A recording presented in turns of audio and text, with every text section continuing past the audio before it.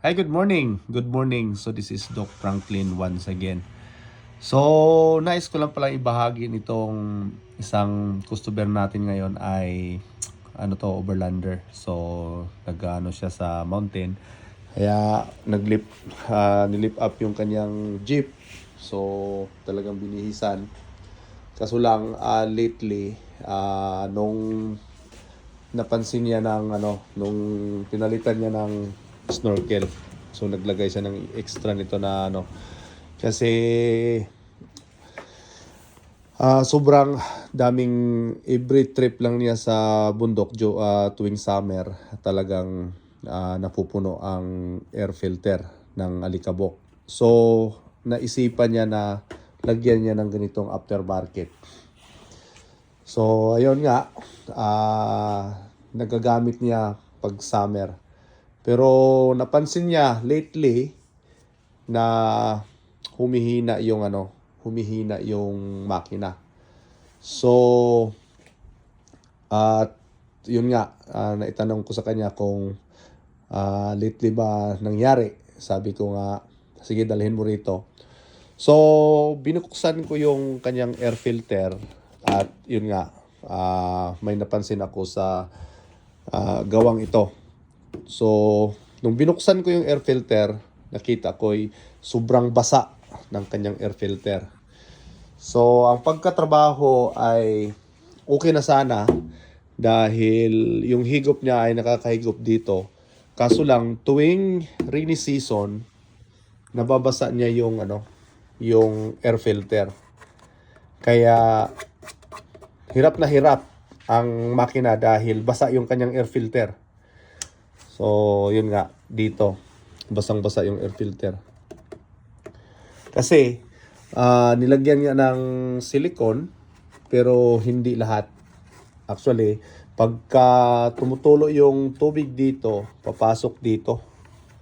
Papasok dito ang tubig. Dito papasok ang tubig.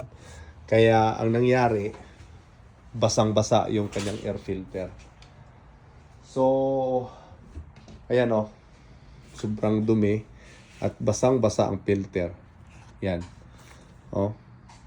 Kaya hirap na hirap ang makina. Hirap na hirap ang makina, tapos yun nga, marami ang parang naglilin mixture siya dahil hindi nakakahigop ng fresh na air. Kumbaga basang-basa yung kanyang air filter, kaya talagang halos pumuputok-putok pa nga yung nagmi-misfire talaga. So yun nga, ibabahagi ko lang dahil mostly ganito yung pagkagawa, at kung makaka-encounter kayo na ganito yung problema, so ang suggestion ko ay ganito. So instead na maglagay dito sa loob, ay dito maglalagay ng silicone na ganito sa labas, ay dapat dito sa loob lalagyan ng silicone dito paikot, para at least nasisiliado niya yung air lang, yung galing ng fresh air papasok dito. So hindi siya mapapasukan ng tubig. So kasi ang nangyari, napapasukan ng tubig dito, kaya nababasa yung air filter. Lalo na pag malakas ang ulan, yan, nababasa dito. Kaya sa mga actually, hindi naman talaga DIY, meron talagang company na nagkakabit nito, kaso lang yun nga, yung workmanship na ang nagkakatalo. Dahil minsan hindi pinag-iisipan kung ano yung consequences pagka-tag-ulan. Okay lang sa tag-init dahil yun nga. Pero hindi pa rin siya maganda dahil sobrang duming-dumi Yan. So, ang nangyari, ang makina ay nagiging dusted na. Ang daming alikabok na nakapasok sa loob ng intake nito. Yan. Kaya hindi maganda ang disenyo ito pagka i-mountain. Dahil napakababa yung air filter, tapos yun nga, nakakahigop ng maraming alikabok at papasok sa intake. So, hindi siya maganda sa iyong makina.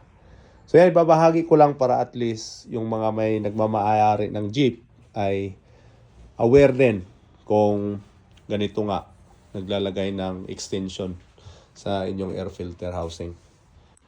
So yan. So sana magkakaroon kayo ng idea, at sa mga sasakyan nyo ay maano nyo rin, may apply nyo sa iyong mga sasakyan. So this is Doc Franklin, your certified mechanic in British Columbia, Canada. Thank you so much.